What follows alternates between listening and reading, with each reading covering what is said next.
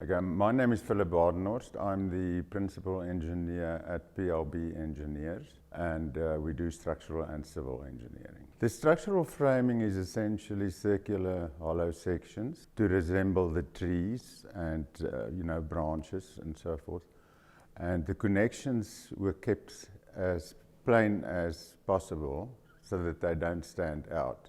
The analysis challenge was probably building up a 3D model that was very organic and totally asymmetrical. That was quite a challenge. That was the only way you could analyze the member forces. And the biggest limitation was the sway for the tall, slender structures during wind forces. From a design perspective, it was challenging in terms of, as I say, building up the model.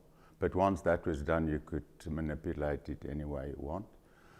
And I think the most challenging was the erection of steel structures which are quite tall, with causing limited damage to the environment. That was quite a challenge, saving as many trees as possible. So it was quite a harsh environment to erect it in. And then also the remoteness of the destination didn't allow for any errors, or limited errors, because to get material to site wasn't that easy. So we had to make sure, and that's where John's team came in, that the detailing was done superbly. There was not much room for error. Obviously, there were some errors that had to be corrected on site. But yes, that was essentially the main challenge. I think Silvio summed it up quite well, and that is, it sort of dispels the myth that steel is not pliable, if I can say it as such. It's like going back to the Eiffel Tower. If you walk closer to the Eiffel Tower, you'd be surprised to see that all the members are straight.